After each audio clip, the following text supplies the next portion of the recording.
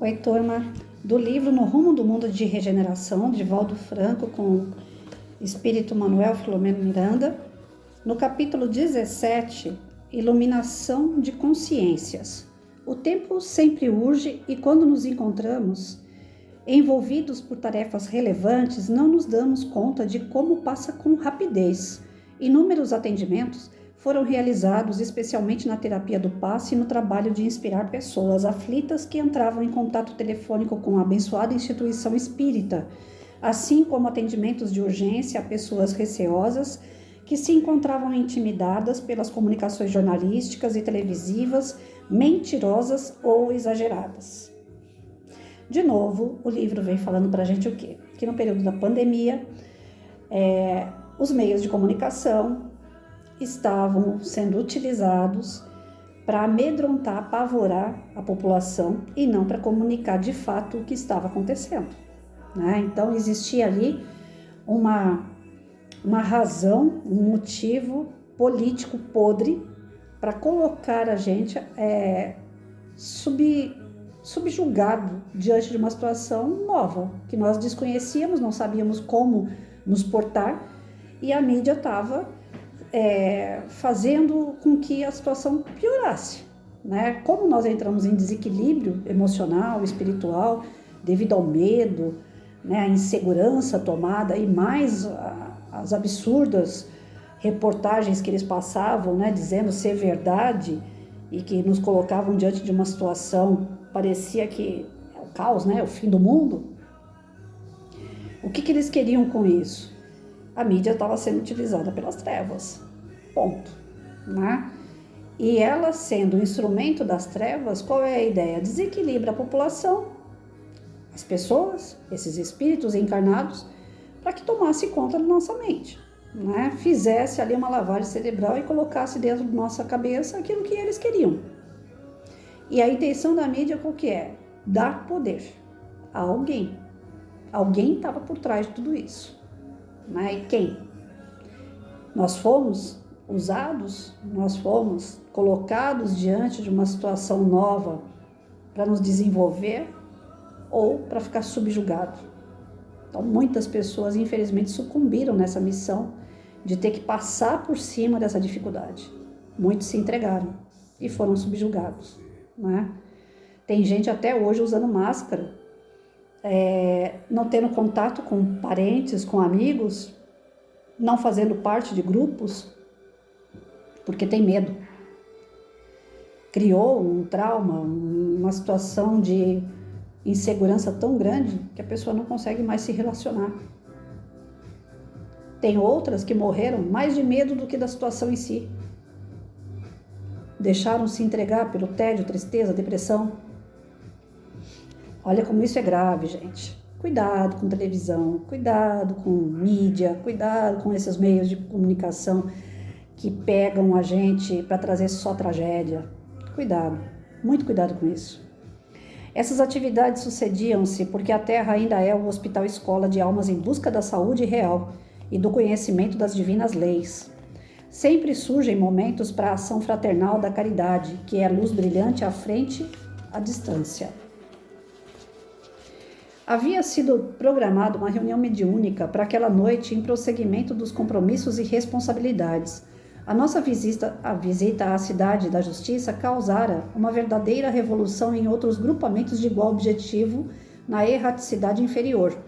A notícia desse feito espalhara-se e houve uma movimentação para reforçar as entradas e aumentar com rigor as incursões perniciosas às criaturas, alvos essenciais e prioritários dos adversários do bem, especialmente os espiritistas. A instituição que nos albergava passou a ser agredida de maneira impiedosa e pessoas obsidiadas foram conduzidas às suas portas, cerradas por impositivo das circunstâncias, embora sendo atendidas de forma especial por vigilantes diretamente selecionados pela diretoria. Era, porém, impossível evitar-se a balbúrdia e o número de deambulantes em lamentável estado de apresentação, o que se constrangia os residentes do bairro, que passaram a demonstrar o seu desagrado ou mesmo animosidade. Por outro lado, as organizações terrestres voltadas à baderna e agressividade foram reforçadas, aumentando os ataques gerais nos diversos setores da sociedade, piorando a situação vigente. Grupos constituídos por pessoas desalmadas e destituídas de sentimentos morais e fé religiosa engrossaram as suas fileiras com ira contra Jesus e seus discípulos, arrebanhando para suas fileiras os indiferentes e sonhadores do prazer voluptuoso e consumidor. Então, assim,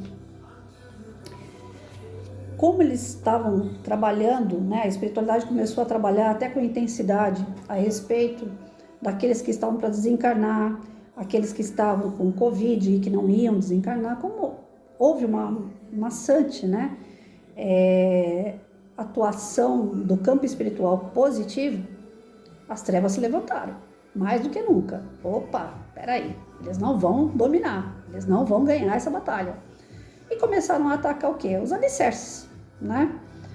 Então, no campo educacional, eles estão infiltrados. O que eles fazem no campo educacional? Uma lavagem cerebral na criançada. Eu tive professor de história que falava: Deus não existe. Isso daí é uma coisa inventada pelo homem. Jesus não é uma figura a ser considerada histórica. O meu professor de história falava isso. Jesus não é uma personalidade histórica. É algo inventado pelos homens. Então, dentro da educação, existe isso. O questionamento não para a gente acreditar mais, mas o questionamento para a gente desacreditar em Deus, em Jesus, nos profetas, em toda a história. Eu sempre levei em consideração o seguinte: a Bíblia, por exemplo, é um livro sagrado, é um livro de conduta, de moral, que perpetua tantos e tantos anos porque tem fundo de verdade. Porque quando não é verdade, o negócio cai, certo? Com o passar do tempo, aquilo ali vai sendo questionado e cai. Então, ela só durou todos esses anos porque tem fundo de verdade ali. É um código de ética e de conduta que, se realmente a gente levasse a sério, tudo se tornaria melhor rapidamente. Então, é um livro sério. Porém, é um livro escrito por homens. Não foi Jesus que escreveu. Esses homens que escreveram a Bíblia têm o lado bom e tem o lado ruim também lá dentro. Pelo menos no meu ponto de vista, bem pequenininho em relação ao assunto. Não estou aqui para discutir teologia, não estou aqui para discutir, né, os pormenores. Eu estou falando de uma amplitude assim geral. Uma visão bem rústica, vamos dizer assim. A Bíblia, apesar de ter um código de conduta e ética, moral, ótima, para que a gente tivesse o mínimo de equilíbrio para viver em sociedade e em família, ela foi escrita por homens em relação a Jesus. Cada homem que escreveu tem uma visão. Visões essas que estão dentro do limite humano, homem. Tanto é que não tem lá dentro da Bíblia o Evangelho de Maria de Madalena, que eu questiono muito sobre isso. Pela própria história que eles contaram, o que acontece? Maria de Madalena foi a única que acreditou na ressurreição de Cristo, que na verdade não é ressurreição, é materialização do Espírito. Ressurgir a matéria depois de morta, ela voltar, não tem como, a ciência já provou que não. Mas pode existir a materialização do perispírito, ele aparece pra gente. Jesus apareceu para Maria de Madalena e os outros não acreditaram. Se essa mulher tinha o poder e ela tinha o coração tão bom ao ponto de seguir Jesus e acreditar nessa aparição de Cristo, por que não tem o livrinho dela lá dentro do Evangelho, lá dentro da Bíblia? Porque quem fez a Bíblia era machista. Os homens que dominaram aquele livro. As mulheres quase não aparecem. Maria, mãe de Jesus, é extremamente importante. Foi ela que colocou Jesus no mundo. Ela devia e deve ser um espírito extremamente bom. E não aparece muita coisa de Maria. A gente vê que a Bíblia é machista. Só tem obras do homem. A mulher quase não aparece. Aparece sempre em segundo plano, né? Enfim, a gente questionar uma situação como essa, eu acho viável. Vamos lá. Cadê o resto dos evangelhos? Cadê a passagem das mulheres? Mas a gente questionar a existência de Deus, a gente questionar se Jesus foi uma personalidade ou não importante, não tem o porquê. E as escolas fazem isso. E os bobos da corte caem nisso. Tem muito aluno que sai formado da faculdade falando: Jesus, Deus não existe. Tem muito cara que nasce e cresce dentro de uma religião, depois fica bravo com a religião, porque alguma coisa na religião não foi legal, e aí acaba desacreditando em Deus e Jesus. Tem outros que procuram Deus e Jesus em várias religiões, acabam desacreditando e não querem mais saber de Deus e Jesus. A questão não é procurar em vários lugares, a questão não é aceitar ou não aceitar, a questão é você se afinizar com as ideias. Perfeito nenhum lugar vai ser, porque tudo é feito pelo homem. Nada foi feito diretamente por Deus. Não existe uma igreja, uma seita, seja lá o que for, que é perfeita. Não tem. Existem caminhos que são direcionados pelo homem através de uma intuição, através de uma ligação com a divindade. Muito sucumbe. Padre, pastor, palestrante, tá cheio de espírita no umbral, segundo as nossas palestras e conhecimento. Porque o cara sabe do que é certo e que é errado e usa aquilo para o seu ego. Cria livros, produz palestras, começa a se aparecer demais e caiu, decaiu. Eu acompanhava muito 2 palestrantes espíritas que começaram a fazer muito sucesso na rede social. Eu parei. De início, meus olhos brilhavam com as ideias deles, com a oratória deles. Eu adorava ouvir os 2. Eram coisas assim que mexiam muito com o meu íntimo, me fizeram muito bem. Mas depois eu comecei a ver que eu estava dando ibope para uns caras que estavam sendo egoístas. Eles estavam deixando de lado o espiritismo em si para ser a personalidade fulano de tal, a personalidade ciclano, sabe? Aí começou a fazer palestras, cobrar as palestras, começaram a utilizar o espiritismo para poder propagar que um é psicólogo, que o outro é isso, que o outro faz curso, que o outro dá, que o outro, sabe? Falei, aí tem coisa errada, né? Se eu começar a utilizar esse canal aqui e começar a falar para vocês que eu estou vendendo um curso 3 vezes de 50 reais para a gente descobrir como que a gente pode ser um ser humano melhor, gente, vocês podem me cortar. Porque eu estou utilizando a boa vontade de vocês, de me ouvir, de querer se transformar, de querer aprender junto comigo, porque eu também estou aprendendo, para depois ganhar em cima disso. Se um dia, eu acho que eu não tenho essa capacidade, eu não acredito e não tenho desejo, né? Mas se um dia a Patrícia for querer escrever alguma coisa, um livro, uma revistinha, um artigo, seja lá o que for, eu não posso cobrar por isso. Porque é algo que foi dado aqui, através dos cursos que eu aprendi.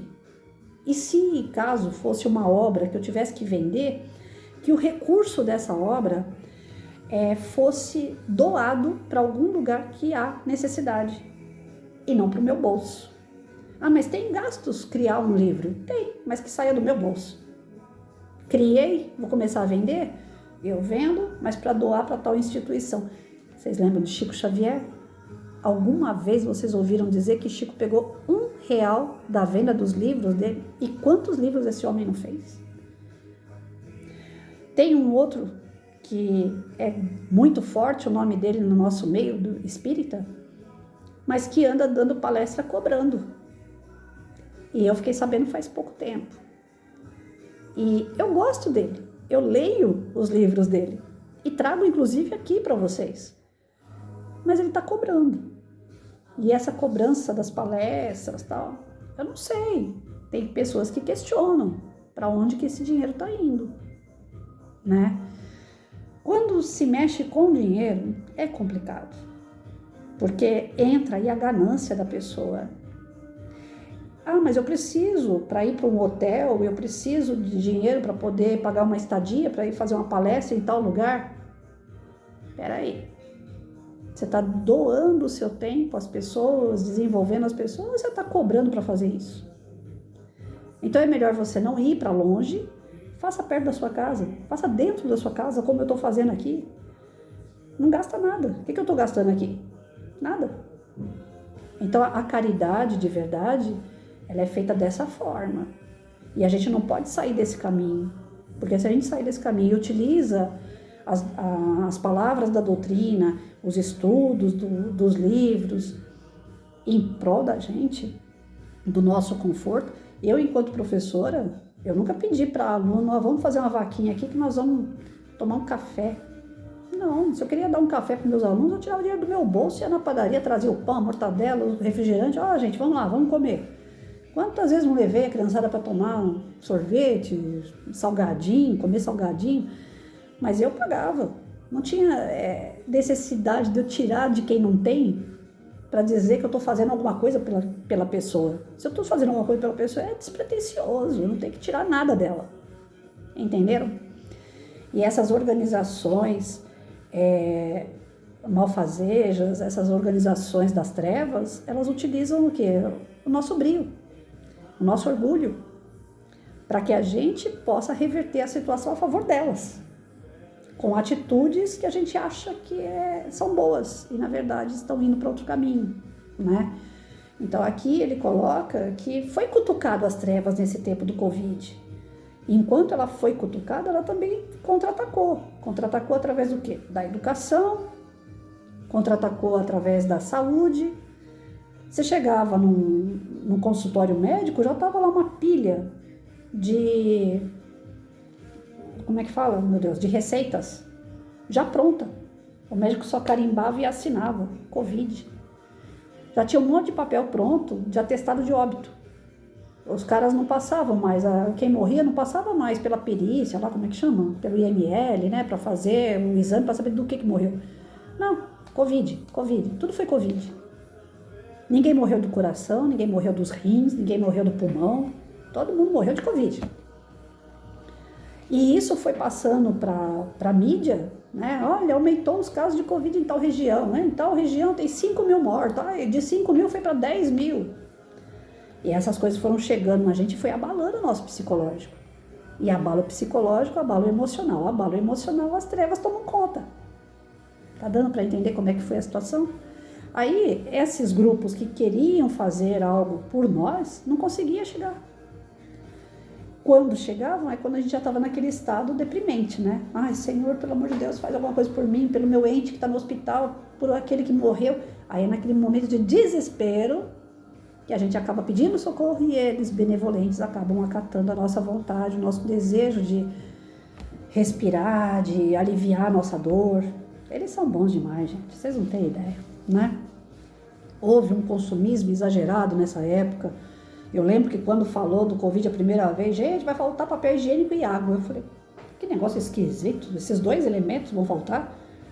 Mais nada vai faltar? Só vai faltar papel higiênico. Aí os estoquistas, né, de plantão, os mercados aumentaram o preço. Aí começou aquela coisa, só pode levar 20 rolos de papel, só pode levar 40 litros d'água, né? Aí vem a questão do consumismo, vem a questão dos caras que estão por trás disso, que lucraram muito com isso. A questão dos respiradores, que era feito licitação e não aparecia. Quando aparecia, aparecia jogado no meio de uma estrada. Ninguém, até hoje, falou nada mais sobre isso. Fica por isso mesmo. Os trabalhadores do bem e dos deveres éticos passaram a ser acossados dos seus ideais e mesmo anatematizados pela sua temeridade de os enfrentar. Muitos membros pertencentes a ideias espúrias que se mantinham discretos foram estimulados, rompendo seu silêncio e o disfarce sob o qual se ocultavam para cercarem fileiras com os radicais e agressivos. Nenhum valor de dignidade ou de dedicação ficou sem os pingos da lama atirada a muitos vultos do passado que amaram e contribuíram para o progresso da humanidade. Honrados ceareiros, portadores da vida correta, viram seus nomes coroados de epítetos desonrosos por caluniadores de plantão, que os difamavam, gerando confusão e dúvidas nas demais pessoas sinceras e buscadoras da verdade. Espíritos desencarnados, ociosos e falsos passaram a dar comunicações falsificando os ensinos das doutrinas éticas e particularmente cristãs, com refinada ironia e zombaria chocantes. Então eles começaram a contra-atacar em tudo que é lugar, principalmente em centro espírita, né? As comunicações eram das piores. Se passavam por personalidades boas e davam comunicações horríveis, né? Os zombeteiros começaram a vir com tudo. Já que vocês estão vindo aqui tentar ajudar a gente, né? Tirar os nossos... como que eu posso dizer? As pessoas que estavam subjugadas, né? Tentar salvar algumas aí. Eles falaram, não, daqui vocês não tiram ninguém. E nós vamos ainda tirar o de vocês aí. Aí houve realmente um trabalho muito grande da espiritualidade superior para que a coisa não descambasse de vez. Vocês veem que o desânimo, a depressão, a violência aumentou muito nessa época aí, né? Segundo alguns dados, que eu não sei se são verdadeiros ou não, a violência doméstica aumentou demais, porque o marido e a mulher ficavam dentro de casa, ociosos, acabaram tendo mais desentendimentos, né? Até chegar ao vias de fato. E isso aí também repercutiu bastante, né? Crianças que apanhavam, né? Porque não iam para a escola, então fica todo mundo dentro de casa, acaba virando um ringue, né? Eu não desacredito que isso tenha acontecido, e ainda mais a espiritualidade inferior trabalhando para isso. Desnecessário assinalar o zelo dos servidores fiéis que, se não permitiram compuscar pelas suas investidas, nem perderam tempo nas discussões inúteis e portadoras de animosidade, com o único propósito de confundir e desequilibrar. Então, quando chega num centro espírita ou chega em pessoas mais sérias, esse tipo de entidades, a gente não fica batendo boca, né? Não fica perdendo tempo. A gente apenas, quer ajuda? Estou aqui para te ajudar. Não quer? Então tá. Quando você tiver afim, você volta aqui. É mais ou menos assim que a coisa tem que funcionar. Porque o que eles querem é isso, é o debate. Eles querem argumentar. E eles são inteligentes. Grande parte desses espíritos inferiores moralmente, desculpa, eles são inferior moralmente. Mas na inteligência, difícil ganhar deles, viu? Porque eles se preparam muito para os discursos e argumentos aí. Então, a gente não tem que ficar discutindo.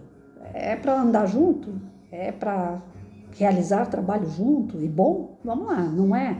Então, quando você tiver afim, você volta aqui. É assim que tem que funcionar.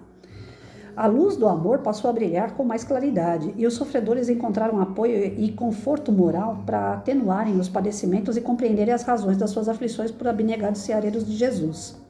A luz brilha mais quando a treva é mais densa. Já observaram isso? Né? Se estiver meio claro e você colocar uma luz, ela não aparece tanto. Mas se estiver totalmente escuro, você acende uma luz para você ver. Ela brilha muito mais. Então, quanto mais denso estava o problema, mais o lado bom estava se desenvolvendo. No ardor das batalhas contínuas, aparecem heróis anônimos e estoicos, aplicando as suas forças na preservação dos ideais ancestrais, das ideias ancestrais que geraram o progresso e facultaram encontrar a harmonia e o reino dos céus na terra. Desse modo, tivemos horas refertas de trabalho cristão e fraternal. Então, o que ele quer dizer aqui, né, que a iluminação de consciências, ela não é feita de uma hora para outra. Existe todo um processo, e o processo nesse meio onde nós estávamos, né, vivendo o Covid, esse processo ele parecia ser interminável, parecia ser muito lento, mas na verdade houve grandes transformações, segundo a espiritualidade. Eu, São Tomé, ainda estou para ver acontecer mais coisa. Parece que não aconteceu o suficiente ainda, porque a gente ainda continua vendo os baile funk, que não pararam, mesmo na época do Covid, a gente continua vendo mulher pelada a rodo na rua, na mídia, a gente continua vendo o homem orgulhoso, ganancioso, pretensioso, dono de si, parecendo que ele é dono do mundo, que ele pode comprar, que ele pode ter tudo o que ele deseja, porque ele é o cara, né? A gente continua vendo uma política corrupta, a gente continua vendo juízes comprados, a gente continua vendo, né, desde aquele cara que rouba uma maçã até o cara que rouba um país solto. A justiça realmente não se faz no nosso país.